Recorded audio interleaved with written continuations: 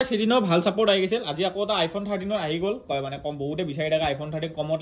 লাগে আজি আকৌ এটা অফাৰৰ আইফোন 13 পুৰা ইন্ডিয়ান ভেৰিয়েন্ট হয় মানে ওয়াৰেন্টিটা আছে আমাৰ সব কোনতে ওয়াৰেন্টি থাকে ইন্ডিয়ান ভেৰিয়েন্ট হয় মজা কন্ডিশন আছে ব্ল্যাক কালাৰত একদম ধুনিয়া নন স্ক্ৰেচলেস কন্ডিশনতে আছে আৰু অকমান ভালে আৰু